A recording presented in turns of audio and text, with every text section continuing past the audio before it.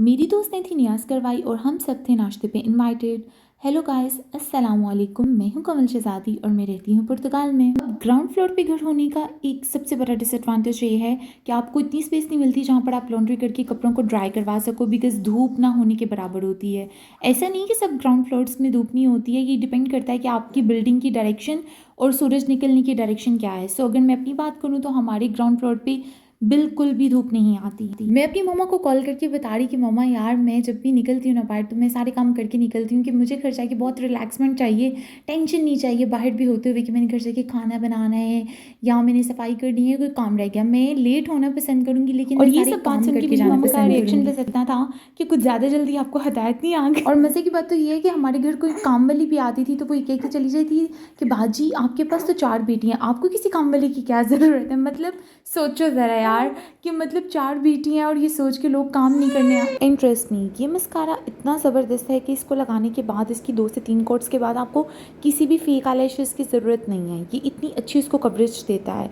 वैसे मैंने कभी यूजुअली जाना हो तो मैं एक ही कोट करती हूँ, लेकिन स्पेशली कोई इवेंट जाना हो तो मैं फिर उसकी 2 से 3 कोट्स करती हूँ। एंड लिटरली आपको किसी तरह की भी फेक लैशेस की ज़रूरत नहीं है। It's a love extreme mascara, so it's very important to smell very good.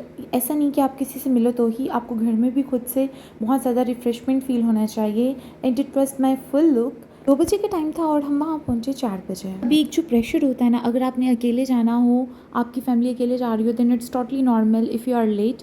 लेकिन अगर आप लोगों ने किसी के साथ प्लानिंग की हो और वो सब वेट कर रहे हो आपकी वजह से, बाउंड हुए हो, तो ये जो प्रेशर होता है ना, ये बहुत बुरा होता है। और ना चाहते हुए एज़ यूजुअल मैं हमेशा लेट हो जाती हूँ। इस दफ़ा मैं टोटली टाइम पे तैयार थी लेकिन मेरे हस्बैंड जी थोड़ा लेट आए, सो वी वर लेट। और ये हमारा नाश्ता था जो 2 से 4 पे एक्सटेंड हो गया। और ये सब का सब वहाँ पर मेन्यू था। All things were so delicious. So let's talk about this Chikkar Chole. इसने तो हमें पाकिस्तान की याद ताज़ा कर दी। सब वहाँ पर बैठ के एक ही बात कर रहे थे कि यार इसको खा के पाकिस्तान के नाश्ते की याद आ गई। ये टिक्कियाँ इतनी मज़े की थी, जो मीठी टिक्कियाँ होती हैं। मैंने यूजुअली अब तक जितनी भी खाई हैं वो इतनी हार्ड होती हैं कि आपके दांतों में क्रच क्रच की आवाज़ आती है, लेकिन it was so delicious.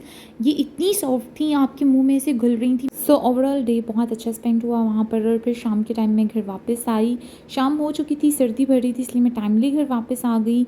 And it's my favourite track, जहाँ पर आते हुए बहुत मज़े वाली एक वाइब आती है, peaceful vibe. If you like this vlog then don't forget to subscribe my YouTube channel also. Thanks for watching.